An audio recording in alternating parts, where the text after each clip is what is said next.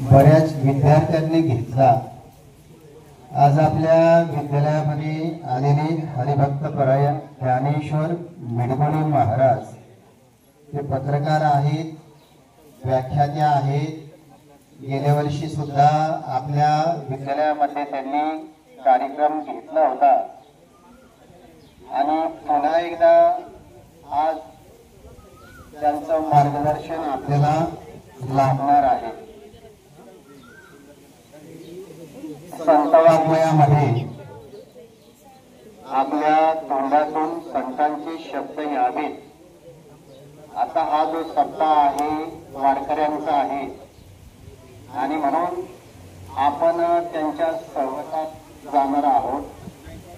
एक प्रार्थना म्हणतो, माझ्या पाठीमागे तुम्ही एक छोटीशी प्रार्थना आहे आणि सगळ्यांनी म्हणायचे हात जोडून, व्यवस्थित हात जोडायचे, व्यवस्थित बसायचं, कारण हा कार्यक्रम युट्यूबला जाणार आहे। साहिलिता बी उभा करेल मी आता कोणाला। हा कार्यक्रम युट्यूबला जाणार आहे, तुम्ही सुद्धा पाहणार आहात, तुम्हीच तुम्हाला पाहणार आहात आणि म्हणून एकदम व्यवस्थित कार्यक्रम करण्याचा आपण सर्वजण प्रयत्न करूया। झाले तयार सगळे? हे देवा, हे ईश्वरा, हे अनंता, हे मधुसूदना, तुझं अस्तित्व या संपूर्ण सृष्टीतील चराचरात सामावलेलं आहे। तुझ्या या अस्तित्वाला विनम्र प्रणाम। या देहातून मी माझे आणि मला हे तीन शब्द जाऊन सर्वांमध्ये समभावनेनं बघण्याची दृष्टी दे। या देहातून काम, क्रोध, लोभ, मोह, मद आणि मत्सर हे 6 दुर्गुण जाऊन पवित्रता, शांती, शक्ती, प्रेम, आनंद, ज्ञान आणि गांभीर्य हे 7 सद्गुण वाढीस लाव। रामकृष्ण हरी। गुरु विष्णू, गुरुदेव महेश्वरा, गुरु साक्षात परब्रह्म तस्मै विद्यालयाच्या सर्व गुरुजनांना वंदन करून तुम्हा विद्यार्थी बालमित्रांना ज्ञानेश्वर मिडगुळेचा मनापासून मनपूर्वक नमस्कार।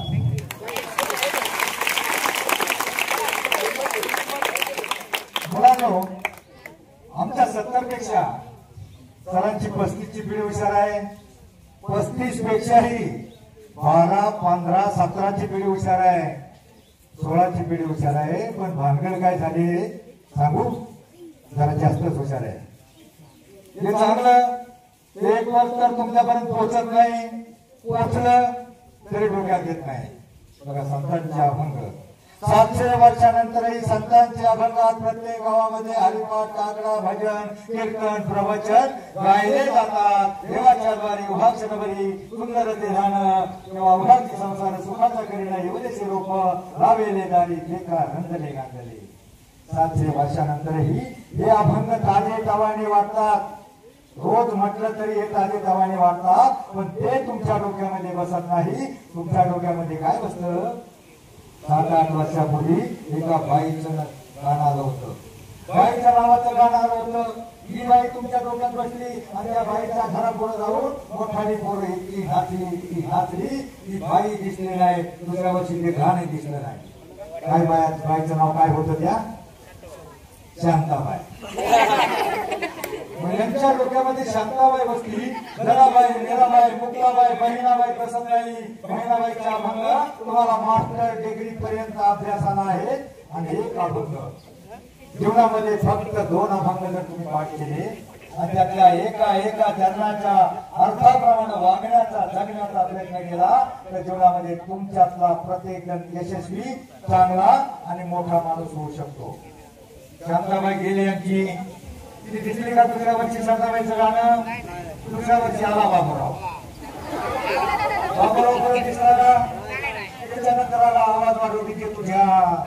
दिसलं का परत? डीजेचं, ऑर्केस्ट्राचं, सिनेमाचं गाणं एकच वर्ष येतं. दुसऱ्या वर्षी काय होतं त्याला काही अर्थ नसतो, काही मतलब नसतो. दिसलं तुम्हाला नाचवता काय अर्थ असतो का त्या गाण्याला? काय डीजेचं गाणं तरी बाळा? काय गाणं असतं? मुंगळा मुंगळा लागली मुंगळ्यासारखं नाचायला. काला कव्वा काठ खायगा, मुंगळा कावळा वाईट वाईट गाण्याची गाणी असतात. ही गाणी तुम्हाला बघला संतांचे विभंग अभंग ते तुमचं जीवन कधीच भंग करणार नाही. ते तुमच्या डोक्यात घुसत नाही. म्हणून मी थोडासा प्रयत्न आज करणार आहे. बघा तुम्ही जेवणाच्या लाईनला बसता का? जेवणाच्या लाईनला पंगत केला, कोणाच्या पूजा असली, लग्न असलं, लाईन मध्ये बसता ना. असं समजा तुम्ही आता पंगत धरली, लाईन मध्ये बसला आहात आणि मी सुरुवात करतो. प्रारंभी विनंती करू गणपती विद्यादया सागरा, अज्ञान तुहारुणी बुद्धिमती दे आराध्य मोरेश्वरा. चिंता दुःख क्लेश बहु देशांतरा पाठवी, हे रंभा गजनायका गजमुखा भक्ता बहु गोषवी. मला पुंडलिका वरदे श्री ज्ञानदेव पंढरीनाथ महाराज की मंगलमूर्ती.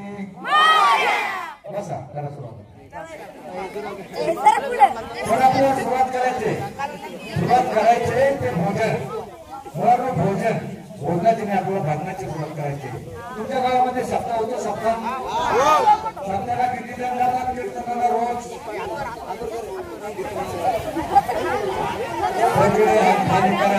मला माहित आहे तुमच्यातला एकही जण रोज जात नाही, पण तुम्ही सगळे जण जाता. पण कधी जाता? या दिवशी गाण्याचं कीर्तन होईल आणि दुपारी कशाला? भोजन. भोजन आणि भजन या शब्दामध्ये फक्त एक गाणं आणि एक मात्रा एवढंच अंतर आहे. पण त्यातला जर अर्थ घेतला ना जमीन आसमानाचा अंतर आहे. आता केलेल्या गाण्याचं कीर्तन भोजन तर उद्या सकाळपर्यंत तुमच्या पोटात राहील. उद्या सकाळी उडून गंटव राहणारे 15 दिवस. परंतु एखादा अभंग एखादं भजन जर तुमच्या डोक्यामध्ये बसलं, त्याप्रमाणे वागण्याचा जगण्याचा प्रयत्न केला, तुमच्यातला प्रत्येक जण मोठा होणार आहे. हा विश्वास देण्यासाठी संत निळोबाराय दिल्लीतर्फे मी तुमच्या समोर उभा आहे. बघा संतांचे अभंग तुम्हाला माहिती आहे. मागं म्हणाल तुम्ही सगळ्यांनी मोठ्याने म्हणायचं. जे मी म्हणाल ते सांगल. आपली सुरुवात होते. आपल्या भारतीय संस्कृतीमध्ये अनेक सांस्कृतिक कार्यक्रम अनेक प्रकारचा वासुदेव नंदीबाईवाला किंवा अनेक जण आपल्या दारामध्ये येतात. रात्र होते, आपण झोपतो आणि मग पहाट झाल्यावर एक पक्षी ओरडतो. बघा तुम्ही ते ऐकलं असेल त्याच्यामध्ये कीर्तनामध्ये. पिंगळा महाद्वारी बोल बोल तो देखा, पिंगळा महाद्वारी म्हणा. हे जर जाते का? बरं जाऊ द्या. पिंगळा गेला. रातचा पहिला पिंगळा आवाज येतो. पिंगळा समजा गेला. पिंगळा तुम्हाला उघड वाटत. कावळा बघा. कावळ्याचं काय झालं सांगू का? पहिलं आपल्या घरामध्ये लहान मुलगा असलं आणि ते जर जेवत नसलं तर त्याची आजी किंवा आई त्याला म्हणते खा बाळा, एक हात काऊचा एक हात चिवचा, असं चिवचा काऊचा करून करून करून त्याला जेवायला घालते. घुलून एक हात काऊचा एक हात चिवचा. मग त्याने ते काऊ नेमका डोक्यात धरला असतो. काऊ म्हणजे तो कावळा दाखवतो त्याला. परंतु काय झालं? मग त्या आजीचा मुलगा चांगला कामाला लागतो किंवा पैसे येतात. तो काय करतो, पोराला घालतो इंग्लिश मिडियमला. इंग्लिश मिडियमला गेल्यावर तिथं मॅडम शिकवते COW काऊ, काऊ म्हणजे 4 पायाची. मग त्याला प्रश्न पडतो, आपल्या आजी सांगत होती काऊ, तो काऊ तर काळा होता आणि हे काऊ तर भरपूर उडून जायचा, झाडा वासायचा, आणि हे काऊ तर गोठ्यात आहे. आणि मग त्याचा गोंधळ होतो. काऊ नेमकं काय, इंग्लिश मिडियमच्या विद्यार्थ्यांचं नेमकं हे झालंय, गोंधळ झालाय. त्याच्या डोक्यामध्ये काही बसत नाही. ते अगदी पूर्ण आऊट होते. मराठा मिडियमची मुलं जशी गुलाबाची टवटवीत फुलं आणि इंग्लिश मिडियमची मुलं कोमेजलेली फुलं. त्यांच्यावर एवढं दडपण असतं, एवढ्या अभ्यासाचा दाब असतो, आता फार बेजार होतात. म्हणून तुम्ही भाग्यवान आहात, तुम्ही मराठी शाळेमध्ये शिकता आणि मराठी मिडियमला शिकता. आणि तुम्ही, मला असं एक सांगतो, तुम्हाला असं बऱ्याच वेळा वाटत असेल आम्ही गरिबाचे कमी हुशार, आम्ही कसे मोठे होणार. तुमच्यातला प्रत्येक जण मोठा होणार. जीवनामध्ये प्रत्येक जण मोठा होता. माणसाला जीवनामध्ये यशस्वी होण्यासाठी माणसाजवळ आत्मविश्वास हवा. आणि तो आत्मविश्वास मिळवण्यासाठी थोडा तरी संतांचा आणि शिवरायांचा इतिहास ज्ञात हवा. जगावं कसं आम्हाला छत्रपती शिवरायांनी शिकवलं, म्हणावं कसं हे शंभूराजांनी शिकवलं, आणि वागावं कसं हे संत समाज सुधारकांनी शिकवलं. आता मला सांगा, तुम्हाला कुठं शंभूराजासारखं म्हणायचंय? हे बारक्या, हे काढू बघा, मी काळा, मी बुटका, मी लुकडा, मी हटकोळा. आपल्याला एक भय असतं, भीती असते, मनामध्ये शंका असते का माझं कसं होणार, मी कसा मोठा होणार. तुमच्यातला प्रत्येक जण मोठा होणार, लुकडा पण होणार आणि काळा पण होणार. तुम्हाला माहिती आपल्या भारताच्या राष्ट्रपती कोण आहेत? त्यांचा रंग गोरा आहे का? त्या कोणत्या जातीत जन्मल्या? आदिवासी समाजात जन्मलेली एक मुलगी आई वडिलांचं साव्यावरती खदानीत काढून निधन झालं. अनाथ आश्रमात शिकली आणि अनाथ आश्रमात शिकली कोणता असला नाही. मग तिनं तिची बुद्धी फक्त शिक्षणामध्ये वापरली, तितकं टॅलेंट वाढवलं, प्रत्येक वर्गामध्ये फर्स्ट क्लास, आणि मग तिच्या टॅलेंटच्या जीवावर तिला राष्ट्रपती बनवण्यात आलं. मग फक्त टॅलेंट, तुमचं टॅलेंट फक्त अभ्यासामध्ये वापरा. शांताबाई बाबूराव किंवा टीव्हीतली ती माझ्या नवऱ्याची बायको डोक्यातच घेऊ नका. कारण काय झाले, अर्धा तास परत अर्धा तास पुरी तिच्या पुढं वाजता टीव्ही पुढं, आणि गृहपाठ राहिल्यावर म्हणजे भया राहिला गृहपाठ, आता काय करायचं. मग टीव्ही तुम्हाला मोठं व्हायचं असेल ना, टीव्हीतल्या मालिकात काही राम राहिला नाही. त्या बाईनं त्या बाईची खोडी कशी करायची आणि त्या बाईनं कुरघोडी, याच्या पलीकडे काय असतं का? मग टीव्हीतला टाइम नका घालू. मग टीव्ही पासून दूर राहा, कारण टीव्ही हा तुमचा सगळ्यात मोठा दुश्मन समाजाचा बनलेला आहे. कारण कुटुंब व्यवस्था त्या टीव्हीमुळे व्यक्त झाली. तर मी तुम्हाला सांगत होतो, जाऊ द्या, गेला कावळा आला, मग तो कावळा रात्रीचा येतो. बैल तो गे काऊ भोकला है,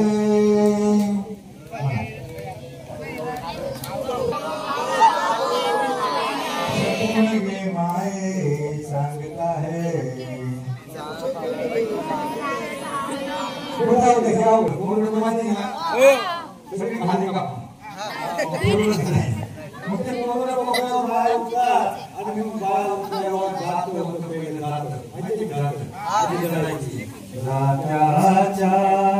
मुखी घालते म्हणा,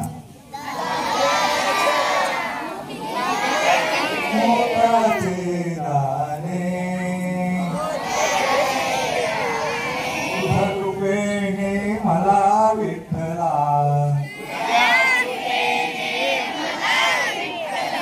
काही नाही उणे. जनाबाई जात्यावर गळत असताना देव तिला गळायला लागायचा. ती देवाचं स्मरण करायची, भक्ती करायची, देव तिला गळायला लागायचा. आणि मला आता जात तर राहिलं नाही. जात्याच्या नंतर सकाळी थोडं उठायलं का आपल्या दारामध्ये काय करतो बघा, डोक्यावर असतो आणि दान पावलं बाबा, दान पावलं म्हणा. वासुदेव येतो आणि वासुदेवाला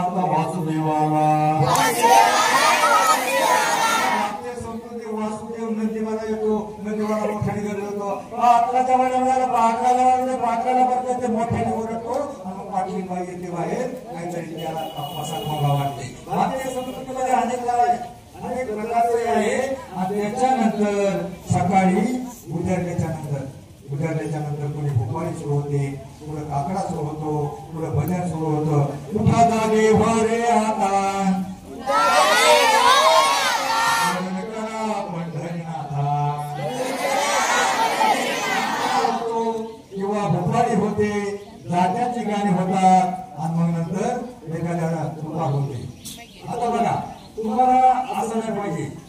तुम्हाला जर म्हणायला लागलं ना तुकाराम महाराजचा अभंग तुम्हाला थोडं अवघड वाटेल.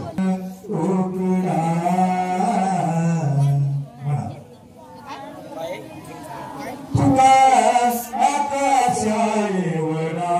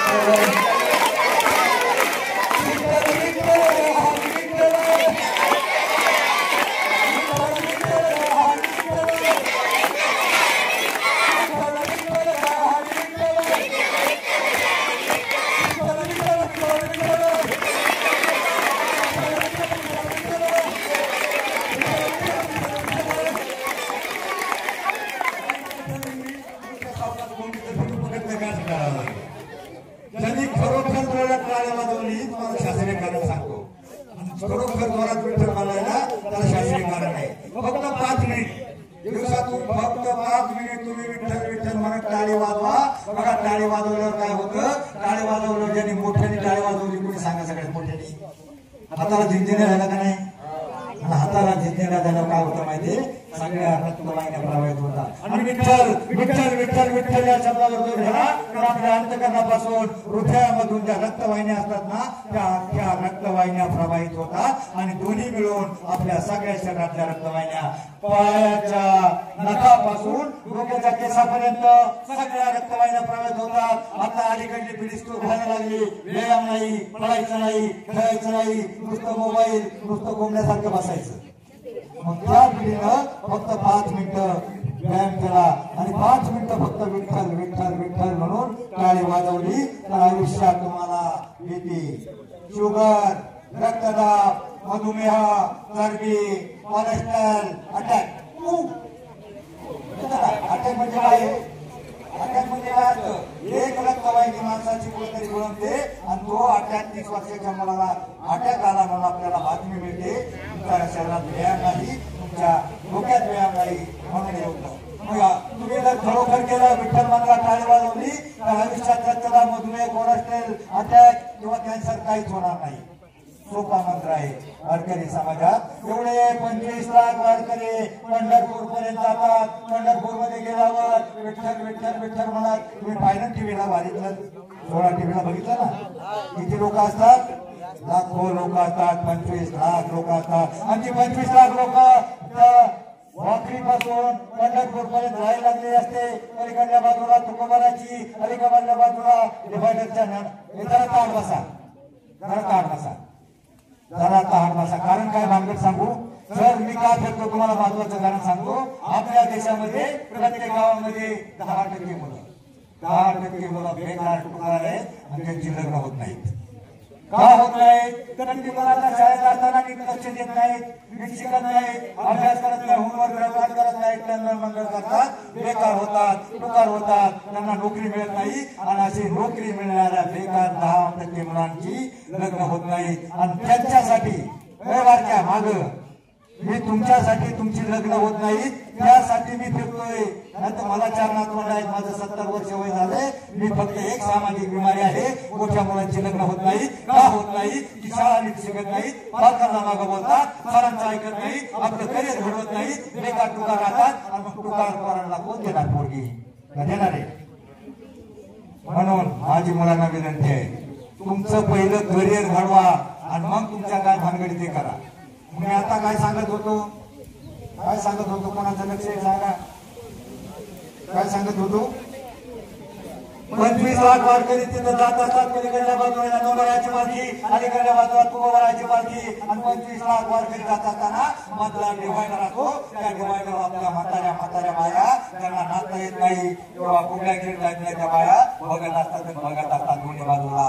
या बाजूला फुगड्या चालू आहेत, या बाजूला गवळण चालू आहे, या बाजूला भारूड चालू आहे, या बाजूला माऊली, या बाजूला ज्ञानोबा तुकाराम हरी विठ्ठलचा गजर असतो. आणि हा गजर पाहण्यासाठी बाहेरच्या देशातल्या युरोप अमेरिका इजिप्त कॅनडा बाहेरच्या देशातली 15 लाख लोक हा चड्डीवाले असतात ना इथपर्यंत चड्डी सगळं उघडं त्या बाया बघायला आल्या असतात आपली भारतीय संस्कृती ते बघत असतात आणि लोक नाचतात ही आघाडी फाटक्या कपड्यातली लोक एवढा आनंद यांना कशाचा मिळतोय एवढी आनंदाने नाचतात बेहोश होत्यात हाऊ हॅपी कशाने एवढे आनंदी झाल्यात त्यांना प्रश्न पडतो आणि ते बघत असतात पलीकडे फुगे चाललेली असते पलीकडे भारू चाललेला असतो आमच्या बाया म्हाताऱ्या पुढे असतात आणि त्यांच्या मागून असे डोकावून बघतात भाऊ त्यांना नवल लागतं एवढा आनंद कसा भाऊ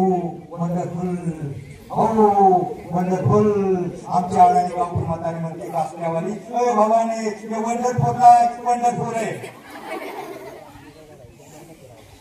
आमची भारतीय संस्कृती बाहेरच्या लोकांना आदर्श वाटते चांगली वाटते ती कपडे कमी घालतात आमची कपडे त्यांच्या कपडे कमी करण्याचा आदर्श फक्त आम्ही घेतला पण आमच्या वारकरी संप्रदायाचा आदर्श आम्ही घेतला विठ्ठल हे असं एकच दैवत आहे जे विठ्ठल हे असाच कलियुगातला एकच दैवत आहे हे दैवत कोणाला मारण्यासाठी नाही पहिले अवतार बघा मत्स्यकच्छ वरा राम परशुराम सगळे हे कृष्ण हे अवतार कंसाला रावणाला मारण्यासाठी झाले फक्त श्री विठ्ठलाचा अवतार आहे तो कोणालाही मारण्यासाठी नाही तो सगळ्यांना मारण्यासाठी आहे आणि कोणाला मारणार प्रत्येक गावामध्ये 10-12 कंस 10-12 रावण 10-12 वाईट वागणारे लोक आहेत कुणाला मारणार पण त्याला एकच काय फायदा होतो दादा हा अवतार याच्यासाठी आहे माणसाला सगळ्यांना मारण्यासाठी आहे जर तो माणूस दिंडी पाहतो भजन करतो कीर्तन करतो प्रवचन पाहतो चिंतन करतो अभंग म्हणतो त्याच्या मनामध्ये ऑटोमॅटिक वायू विचार निघून जातात म्हणजे काम क्रोध मद मत्सर अहंकार सगळे निघून जातात आणि तो चांगला माणूस फक्त विठ्ठल नामानं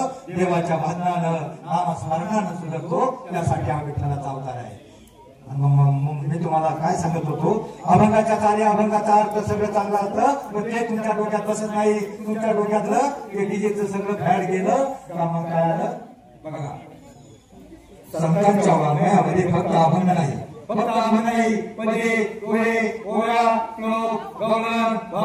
भजन त्याच्यात अनेक प्रकार आहेत त्याच्यात चाली चांगल्या आहेत त्याच्यात चाली चांगल्या आहेत हे सांगण्यासाठी आपण एक जनाबाईची गवळण म्हणूया लहान लहान लहान मुले घेऊन म्हणा लहान लहान लहान मुले घेऊन खरी मना मोहन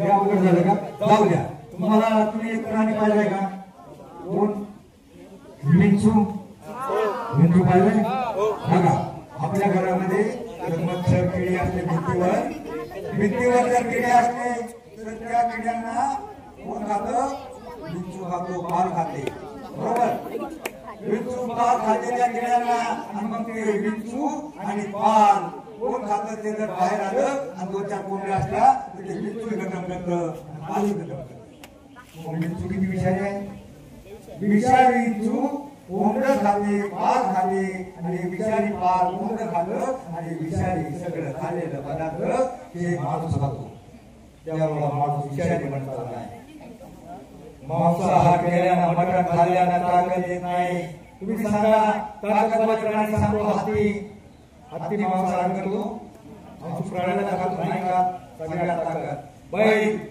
बैलानं कधी कोणाचं खाल्लंय का मटण बैल खात नाही कडवा खातो घास खातो तरी बैला ताकद असते आवडतो त्या पेक्षा लावल्या आपण हॉर्स पॉवर घोडा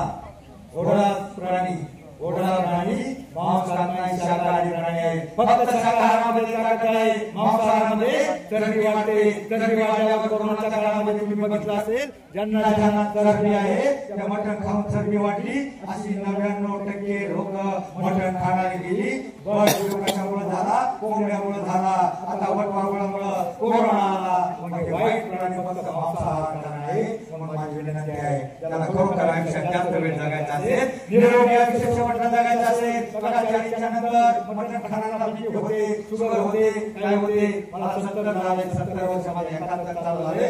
माझ्या जन्मदात बाळ आहे, माझं नाव ज्ञानेश्वर आहे. मला अजून बीपी नाही, शुगर नाही. मला 4 वेळा गांधी उडवलंय, ऍक्सिडेंट झालाय, 4 वेळा फ्रॅक्चर झालोय. तरीही उभा आहे, याच्यासाठी उभा आहे. मला 4 हात आहे. या वर्षामध्ये त्या ठोकरा खाल्या, त्या ठोकरा तुम्हाला बसू नयेत, त्या ठोकरा तुम्हाला बसू नये यासाठी मी माझा प्रयत्न आहे. काय झालं, एका शाळेमध्ये रामायण सांगितलं, रामायण. आणि रामायणात सीता, लक्ष्मण, वनवास किंवा रामाचा वध किंवा सगळं सांगितलं.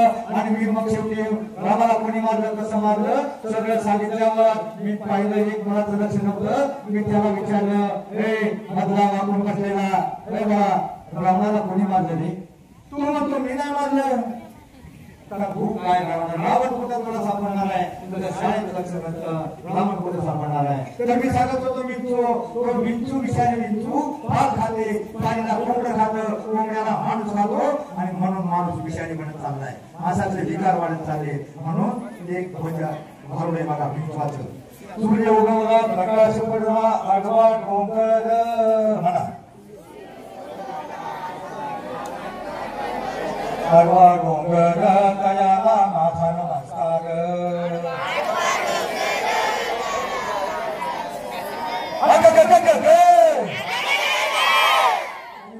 विंचू चावला मला, बरोबर ऐकलं का नाही? तुम्ही भजन ऐकतच नाही का? त्याच्यात विंचू चावला माझा म्हणतात, पुढला म्हणतो अग काय मी करू, कोणाला सांगू, कुठं मी जाऊ, देवा रे देवा. विंचू चावला रे, विंचू चावला रे, विंचू चावला हो. काम क्रोध विंचू चावला, तव घामांगाशी आला. पंच प्राण व्याकुळ झाला, तेने माझा प्राण चालला. काय मी करू, कुणाला सांगू, कुठं मी जाऊ. अगायो अगं भयो, चावला रे विंचू चावला रे, विंचू चावला हो. मनुष्य इंगळी अति दारुण, मदनांगा मारिला पिन. सर्वांगी वेदना जाण या इंगळीच्या. अग भय भयो, अगायो देवा रे देवा. काय मी करू, कुणाला सांगू, विंचू चावला रे, विंचू चावला रे, विंचू चावला हो. सत्व उतारा देऊन अवघा सारीला तमोगुण. निश्चित राहिले पुन पुन त्या विंचू. अग भयो भयो, अग आयो देवा रे देवा. काय मी करू, कुठं मी जाऊ, कुणाला सांगू. विंचू चावला रे, विंचू चावला रे, विंचू चावला. हा विंचू कशाचा चावलाय? काम क्रोध मद मत्सर अहंकार याचा विंचू. आणि हा विंचू जास्त करून मांसाहार करणाऱ्याला चावतो. पण माझी विनंती आहे की पंढरीची माळ आहे ना, मेल्यानंतर माणसाच्या तोंडामध्ये या तुळशीच पान घालतात. ही तुळशीची माळ गळ्यामध्ये घाला आणि पवित्र असं वर्तन करा. अभंग, मारू, डवळण सगळं याच्यामध्ये. जीवनाचा भवसागर तरुण जायचा असेल तर फक्त एक गोष्ट सांगतो तुम्हाला, काढ बसा, काढ बसा निळा शर्ट. कारण काय, मी तुमची बॅटरी येत्या 1 तासामध्ये इतकी फुल चार्जिंग करून देणार आहे, इतकी फुल चार्जिंग करून देणार आहे. कमीत कमी तुमची लग्न होईपर्यंत करणार. त्यामुळे जर ताट बसा, जे वर्ग ताट बसणार नाही त्याची बॅटरी तशीच राहील. जीवनामध्ये तुमच्या 2 तास महत्वाचे असतील, त्यातला हा 1 तास, त्यात 1 तासातला एक चांगला विचार जरी घेतला तरी तुमचं जीवन कधीच भंग होणार नाही. तर मी काय सांगत होतो, तुमचं लक्ष फक्त शिक्षणाकडे हवंय. मुलांना शिक्षण म्हणजे शून्यातून विश्व निर्माण करण्याचा मार्ग. शिक्षण म्हणजे सुतावरून स्वर्ग गाठण्याचा मार्ग. लोक मेल्यावर स्वर्गात जाण्याची इच्छा व्यक्त करतात, शिकला समजलेला माणूस या पृथ्वी तलावर स्वर्ग निर्माण करू शकतो इतकी ताकद या शिक्षणामध्ये आहे आणि मानव जीवनामध्ये दोनच प्रकारे मोठा होऊ शकतो एक शिकून आणि दुसरा सवरून शिक्षण या शब्दाची बोट करा बघा शिक्षण या शब्दाची बोट केल्याच्या नंतर काय होतं शिक्षण म्हणजे क्षणाला शिकायचं असतं तुम्हाला लहानपणी एक गोष्ट होती दोन लहान प्राण्याची शर्यत लागते आणि त्याच्यामध्ये एक जण जिंकतो कोण जिंकतो ससा चप्पल होता तरी कसा का जिंकला तर तो थांबला नाही झोपला नाही त्याला आळस आला नाही ए बाई आजी तर लक्ष द्या लक्ष द्या मी तुमच्यासाठी आलोय आता मला या मुलीचं लक्ष नाही म्हणून मी तुमच्यासाठी एकच सांगतो फक्त रामायण मी दुसरी गोष्ट सांगणार होतो मुलांसाठी पण मुलींसाठी मी रामायण सांगतो रामायण पाहिजे मालिका तुम्ही रामायण बरंच माहिती आहे तुम्हाला रामायणामध्ये एक हिरोईनचं पात्र आहे कोणती हिरोईन ती नाव काय तिचं आता सीता वनवासात होती वनवासात असल्याच्या नंतर तिनं सकाळच्या वेळी स्नान संध्या करून केस मोकळे सोडून सकाळच्या पारीसला बाहेरून समोर झाडातून जाताना एक हरण पाहिलं तुम्ही एक हरण पाहिलं आणि रामाला म्हणले प्रभू मला धारणाच्या कातड्याचे चाळ चोळे हवे रामाला वाटलं अरे एवढं राज वैभव त्यागून आपल्या बरोबर ही जंगलामध्ये आली हिची एवढी इच्छा का पूर्ण करू नये रामानं धनुष्यबाण उचललं आणि 90च्या स्पीडनं हरणाच्या पाठीमागून पळाला आता ते हरिण मायाळ होतं रावणाच्या मामानं मारीच नावाच्या राक्षसानं हरणाचं रूप घेतलं होतं तो झाडाच्या आड गेलं त्याने ठरल्याप्रमाणे रामाच्या ओरडण्याचा आवाज काढला ओरडण्याचा आवाज जिथे नाही का अशी लक्ष्मण भाऊजी बघा त्यांच्या डोक्याला काय त्यांच्या जीवाला धोका आहे त्यांच्या ओरडण्याचा आवाज येतोय त्यावेळी लक्ष्मण म्हणला नाही माते रामाला प्रभू रामचंद्राला काही होऊ शकणार नाही पण सीतेचा विश्वास बसला नाही ती म्हणजे भाऊजी तुम्हाला असं वाटतं का त्यांना तिकडं काहीतरी जागा फटका व्हावा आणि मी तुमच्या लक्ष्मण म्हणला बस माते जातो म्हणून त्याला धनुष्य उचलला जागा निघाला सीतेच्या संरक्षणाची रावणा त्याच्यावर होती जाता परत मागा आला आणि ती झोपडी होती ना गोटी त्या गोटीच्या बाहेर एक रेषा आखली त्या रेषेचं नाव काय मला आठवत काय त्या रेषेचं नाव मुलींनो मोठ्याने सांगा काय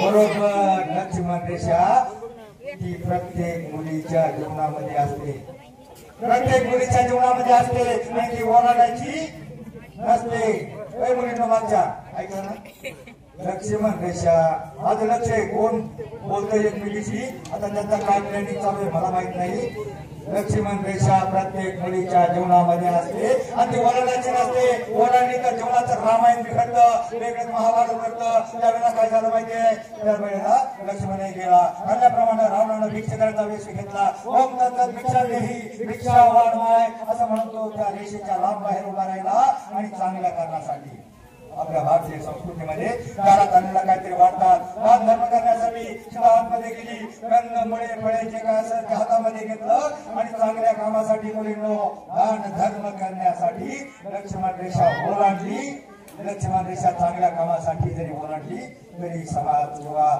प्रारब्ध माफ करत नाही तिनं जशी भिक्षा खाल्ली तसं रावणानं आपलं स्वतःचं रूप घेतलं आणि जरा उचललं आणि कुठे घेऊन गेलो पंढरपूरला दिंडीमध्ये लंकेमध्ये मुलींनो अशोकवनामध्ये नेऊन बसवले तुमच्या माहितीसाठी सांगतो त्यावेळेला उड्डाण करू शकणारा शोध घेऊ इच्छिणारा हनुमान उपलब्ध होता आजच्या जमान्यामध्ये कोणताही हनुमान उपलब्ध नाही आयुष्यामध्ये मुलींना रामायणापासून एवढं शिकायचं लक्ष्मण रेषा ओलांडायची नाही आणि झालं लक्ष्मण त्या वेळेला तो उचलून घेऊन जात असताना लंकेकडे घेऊन जात असताना एक गिधाड जटायू नावाचा एक पक्षी त्या पक्षाला आकाश मार्गामध्ये पाहिलं सीतेला राक्षस उचलून घेतोय त्याला आकाशामध्ये झोंड दिली त्याच्याची बराच वेळ झोंड दिली आणि त्यानं गावी बात म्हणून त्याचं मरण पंखामध्ये आहे ते रावणानं जाणून घेतलं त्याचे पंख छाटले तो पक्षी फडफडत खाली पडला रावण लंकेमध्ये सीतेला घेऊन गेला तो जटायू नावाचा पक्षी त्या पक्षानं एका स्त्रीच्या रक्षणासाठी प्रयत्न केला मुलींनो तुमच्या माहितीसाठी सांगतो आजकाल एखाद्या मुलीला एखादा राक्षस किंवा गुंड घेऊन उचलून चालताना कोणताही दंडायू उपलब्ध नाही, कोणतंही विधान किंवा कोणताही माणूस मध्ये पडत नाही. पण रामायणापासून काय शिकायचं? आयुष्यामध्ये लक्ष्मण रेषा ओलांडायची चोरी लागत होती, ज्या उद्या या गेली सीता गेली गीता मिळेल. म्हणून मुलीनं आईच्या लक्ष्मण रेषा ओलांडायची नाही.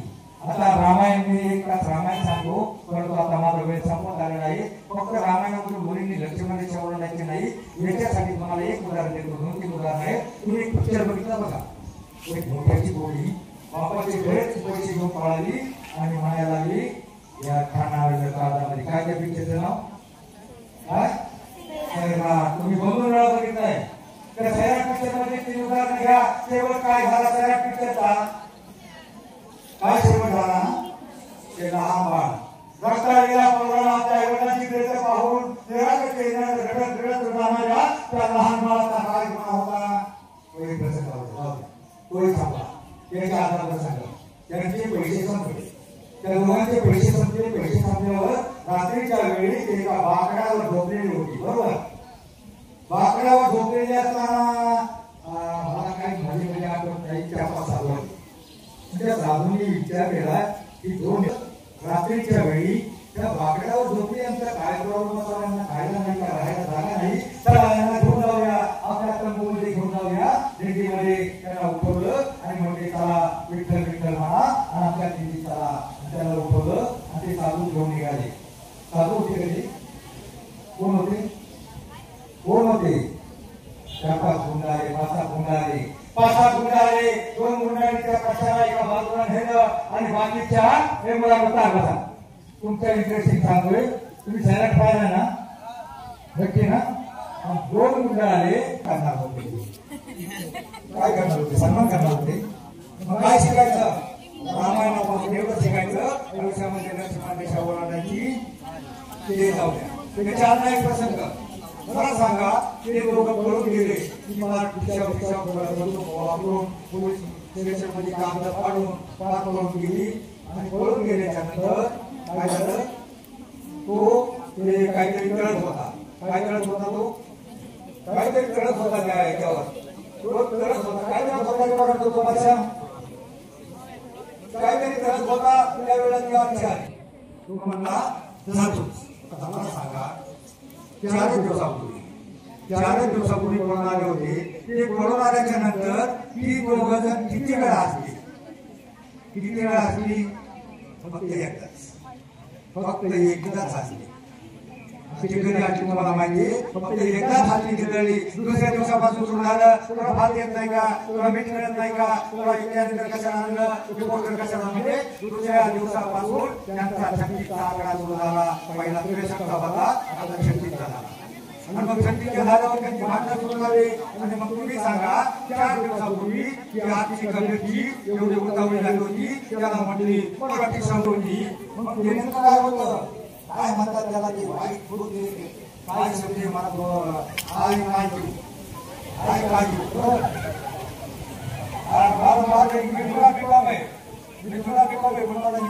आठवत नाही. आय कायू आणि 5वा शब्द आहे मुलीनो. हा एकदम 5वा शब्द आहे. पाश्चिमात्य संस्कृतीचं आक्रमण आहे. बोलायला सोपं वाटतं आय कायू. एखादा तुम्हाला बोलायला गेल्यावर फसवण्याचा प्रयत्न करेल. आता मी लई भरपूर सांगणार. एक बसून बाहेरच्या देशामध्ये पळून घेण्यात आला, आतंकवाद्यांना विकल्या जातात. 25 लाख ते 50 लाखाला त्याच्यावर मी रामायणावर एक तास बोलतो. परंतु ते सांगायला तुम्हाला एवढं सांगतो, एखादा कॉलेजला गेला व्हिडिओ तुम्हाला भाव काय मारील, भाव मारील आणि म्हणत आय काय आय कायू म्हटलं नाही. एखादा कॉलेजला गेलो बरं का, एखादा जर आय कायू म्हटलं ना, त्याला म्हणायचं तुझी आय माझ्या बापाकडे घेऊन ये आणि मग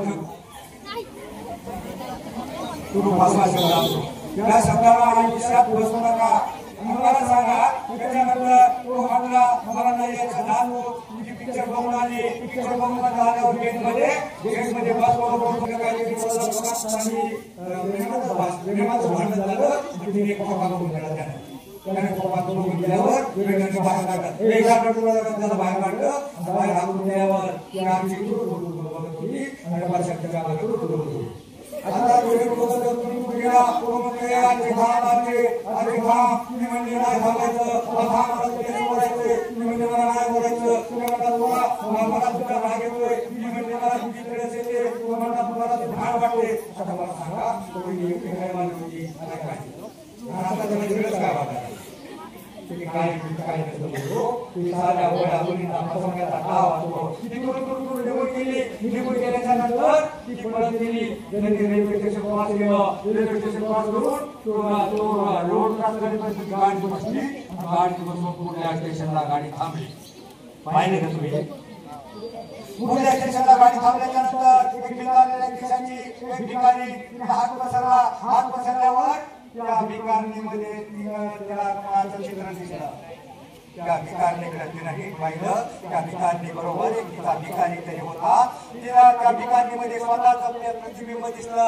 अरे हा भिकारी तिच्या बरोबर तरी नवरा आहे भिकारी आहे पण ही एकटी जवान मुलगी आता त्याच्याकडे कोणाले माझ्या बापाने मला काढून टाकीत घरी गेल्यानंतर आता मला या समाजामध्ये कसं वागता येईल तिनं विचार केला नीट विचार केला चांगला विचार केला मराठीत विचार केला आणि ती खाली उतरली आणि दुरू बोलत झोपडीकडे निघाली झोपडीकडे आल्यावर तो पक्षा लटाकडाच होता लटाकडाला वाचला होता बघितलं ना तो वाचला स्वतःच्या गळेकडे होता आजचे आणि तो गळ काढत असताना तिने दरवाजा उघडल्यावर त्यानं त्याला पाहिलं तिने त्याला पाहिलं दोघांनी एकमेकाला पाहिलं दोघांच्या जीवाला आणि ते दोघांना एक मध्ये 90च्या स्पीडमध्ये एकमेकांना धावले आणि दोघांनी कडकडून मिठी मारली आणि मग त्यांचं सुरू झालं मराठीचं इंग्लिश मधलं आई काय योग्य काय नसतं तुमचा बाप काय तुम्हाला खड्ड्यामध्ये लोटणार मोबाईल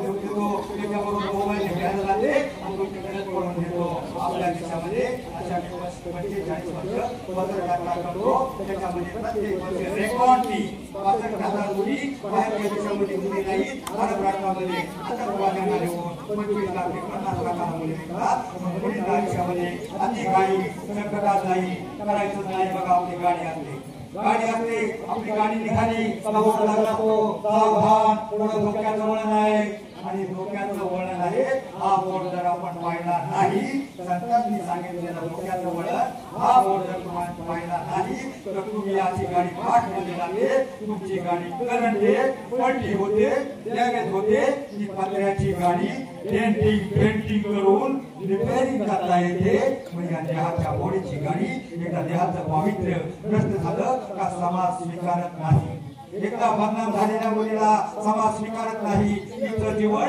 नरकापेक्षा भयावह असलं म्हणून मुलींना आयुष्यामध्ये लक्ष्मण रेषा ओलांडायची नाही बस माझा वेळ संपलेला आहे शेवटमध्ये 2 प्रश्न विचारणार आहे शिवरायांच्या 2 मुलांची आणि सोनांची नाव नाही माहिती मला फक्त आजची माहिती आहे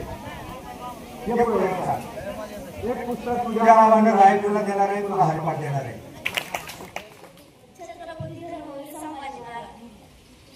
छत्रपती राजाराम आणि महाराणी येसूबाई आणि महाराणी ताराबाई येसूबाई टाळ्या वाजवा तर तुमच्यासाठी बरोबर प्रश्न त्यांनी तुमच्यासाठी विद्येची गंगा उपलब्ध करून दिली ती क्रांती यशवंत किती जणांना येत होतं माहिती होतं सांगा आंदोलन करायला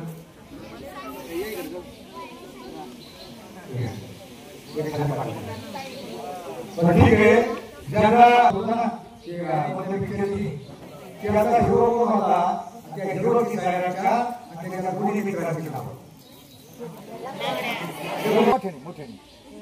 मोठे आणि सलीम एक लिटरचे किती माप टाकतो 2 माप टाकतो 1 लिटरचे गवळी सर 2 माप टाकतो की 2 माप टाकताना आपण लक्ष देतो अरे हा कमी टाकतो काय तो पुढच भरून टाकत असतो पण तो भरून टाकल्याच्या नंतरही तो शेवटी थोडा एक्स्ट्रा जरा ती एक माप एक्स्ट्रा टाकतो आणि मग आपल्याला समाधान वाटतं अरे गवळ्यानं चांगलं दूध दिले आणि मग हे एक्स्ट्रा दूध आहे ना हे एक्स्ट्रा दूध तर मॅडम तुम्ही एक्स्ट्रा संस्काराचं दूध या मुलांना पाजलं तरच ती वाघिणी वाघासारखी धडकाळ फोडतील नाहीतर ब्याब्या करतील पण माझी विनंती आहे बस आयुष्यामध्ये शिकायचं का आयुष्यामध्ये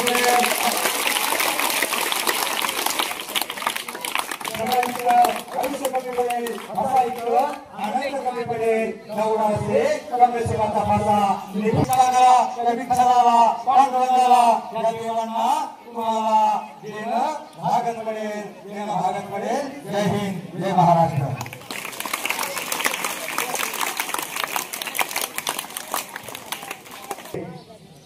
संत लिहोबाराय महाराजांची पालखी आज दुपारच्या विसाव्यासाठी आली आणि संपूर्ण कारगाव भक्तिमय वातावरणामध्ये न्हावून निघाला. लिहोबारायांच्या पालखीसोबत सामाजिक कार्य करणारे पत्रकार आणि हरिभक्त परायण ज्ञानेश्वर निरगुले महाराज यांचे चरण आपल्या शाळेला लागले. महाराज खरोखर आनंद वाटला. पाठीमागच्या 1 तासामध्ये आमच्या विद्यार्थ्यांना संत साहित्य आणि समाजातील आपलं जीवन अशा प्रकारचं असावं हे अतिशय उत्कृष्ट पद्धतीने सांगितलं. पुढच्या वर्षी दिल्लीत जाताना नक्की 2 दिवस अगोदर संपर्क करा. मी तुम्हाला नंबर दिलेला आहे. मधून अधून या लेकरांना सुद्धा या संत साहित्याचा आणि संतांच्या विचाराची खरोखरच गरज आहे. मी तुम्हाला लाख लाख धन्यवाद देतो. तुमच्या सोबत आलेले दत्तात्रय भुजबळ छायाचित्रकार की ज्यांनी संपूर्ण कार्यक्रमाचं शूटिंग केलेलं आहे आणि ते YouTube वरती टाकणार आहे. तुम्हाला हे कधी बघता येणार आहे, तुमच्या पालकांना बघता येणार आहे. नक्की दाखवा, त्यांना पाहायला सांगा. फक्त त्यांनी YouTubeला टाकलं की मी तुम्हाला सूचना सांगेन. हो की नाही? संपूर्ण 1 तासामध्ये महाराजांनी इंग्रजी भाषा तिचं महत्व आणि मातृभाषा आणि तिची ममता मी सतत सांगत असतो. की इंग्रजी माध्यमाची शाळा म्हणजे फॅड आहे, फॅड. आणि तिथं शिकणारे बहुतेक मुलं मॅड होतात, मॅड. आणि मराठी शाळेत शिकणारी मुलं छान छान मराठीच्या कविता, गीतं, अभंग शिकत आपलं आयुष्य सुंदर करत असतात. पण हे उशिरा कळत, अगोदर कळत नाही. बऱ्याच पालकांना सुद्धा ही कळत नाही. याची फार खंत वाटते आणि म्हणून सातत्यानं मराठीतच शिक्षण घ्या. आजूबाजूला सुद्धा सांगा हे काय चाललंय असं करायचं. महाराजांनी सांगितली, महाराज 20% ते 15% मुलांची लग्न होत नाही आणि त्याचं कारण आहे तो 10वी नापास होतो, त्याच्या पुढे शिकत नाही, त्याचं वर्तन गैर असतं. आणि असे लोक जे असतात समाजामध्ये 10% राष्ट्रीय लोक आहेत, नक्की आहेत. त्यांच्या विचाराने, त्यांच्या वर्तनाने तशाच प्रकारची मुलं आमच्या शाळेत सुद्धा आहेत. त्यांचे काढणे होते, वर्गातले ध्यान वाचवणे, बल फोडणे, कुठेतरी काहीतरी मोडतोड करणे, याला म्हणायचं राक्षसी वृत्ती. आणि हे राक्षसी वृत्ती लोक सध्या भूतलावर आहेत आणि 90% लोकांना ते त्रास देतात. 90% लोकांनी याची खबरदारी घ्यायची आणि वेळेतच त्यांना सावरायचंय. हे काम जर तुम्ही केलं तर खरोखर समाज चांगला होईल. आणि गेली 700 वर्ष संत ज्ञानेश्वर माऊलींनी या दिल्लीची परंपरा सुरू केली. नंतर तुकोबांनी त्याच्यावर कळत चढवला आणि आता तर दिल्लीचं स्वरूप प्रचंड मोठं झालंय. म्हणजे संतांनी हे सगळे संत जे काम करतायत ना, ते कशासाठी काम करतायत? ते 10% राक्षसरूपी माणसं वाईट विचारांची, वाईट वर्तनांची, त्यांना चांगलं करण्यासाठी संतांचे विचार गरजेचे असतात. म्हणून आपण या ठिकाणी आलात. आमच्या विद्यार्थ्यांना अतिशय छान प्रकारचं मार्गदर्शन केलं. पुढच्या वर्षी आजच तुम्हाला मी निमंत्रण देतो आणि आमच्या विद्यालयातील ज्येष्ठ शिक्षक सन्माननीय हरिभक्त परायण झिंदे महाराज यांना विनंती करतो की माऊली महाराजांना या ठिकाणी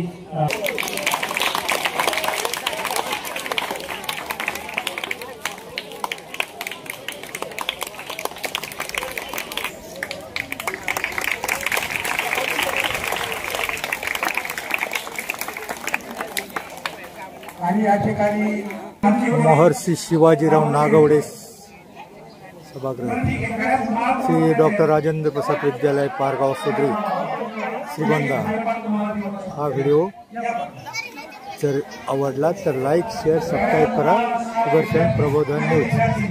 हरिपाठाचं पुस्तक फ्रीमध्ये दिलं जाईल।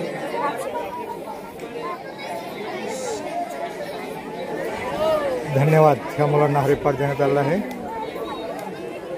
धन्यवाद।